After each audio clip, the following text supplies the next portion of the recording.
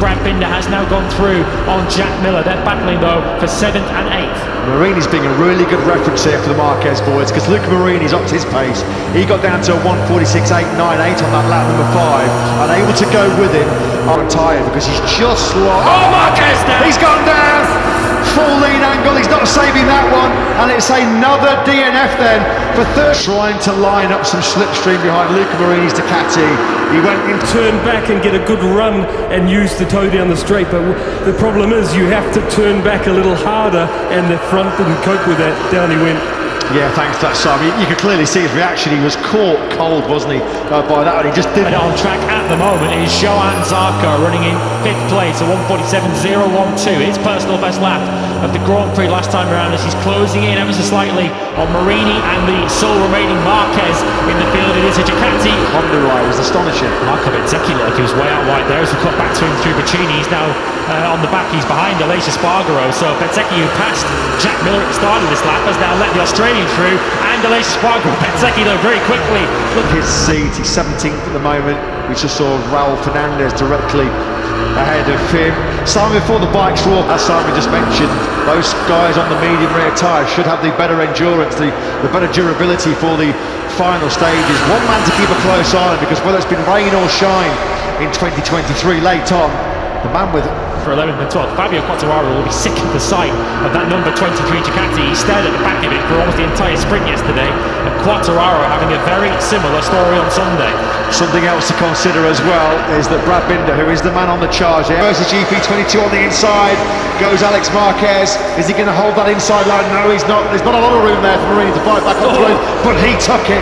Now then, Marini versus Marquez. This could get pretty feisty. Marini has the advantage. Oh, great speed, great consistency. But he just can't find a way to get that gap to Bagnaia back under half a second, can he?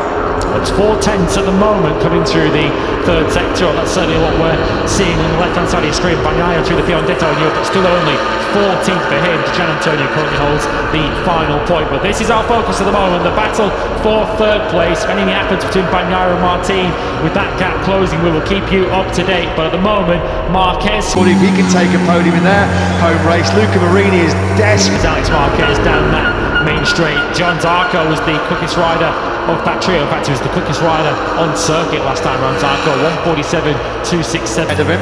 That was a big lap for Bagnaia, that at 1:47.1, his quickest lap for quite some time, as Alex Marquez crashes out ahead of us, out of a podium position. Well, that's a gift, isn't it, for Marini and for a real tough one to take.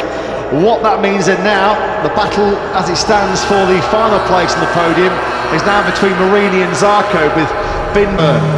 So obviously that's promoted everyone else further back, up one position in the order. So now Binder and Miller for the KTMs, 5th and 6th there to Aleix Espargaro. But Marco Bezzecchi is having a really tough afternoon. He's just on a 1:48.2. Clearly has been the standout rider so far in 2023, and he's just trying to prove that point in emphatic fashion here in front of his home crowd.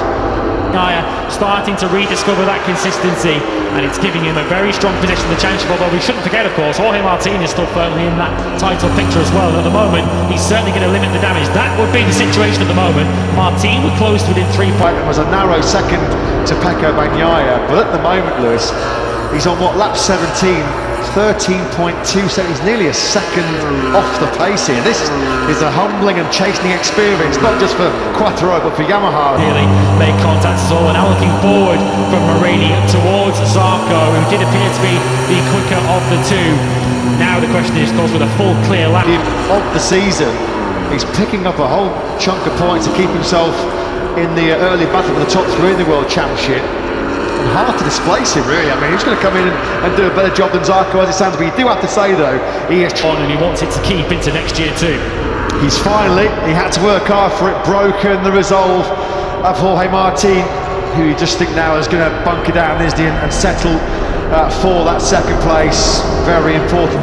And he's well on course for another Grand Prix victory. 3 sprints ahead. Now got Bezzecchi back on their rear wheel again. The last couple of laps, Bezzecchi has been able to find some late pace, back down to the low 48s. He still could potentially salvage a top 6. Yeah, Zarco then, at the moment, he is able to. I think it's fair to say life was a lot easier at the helm of the factory Suzuki project. There's lots of work to do behind the scenes at HRC, with Juan Mir and Alex Rins already ruled out of this Italian Grand Prix with injury.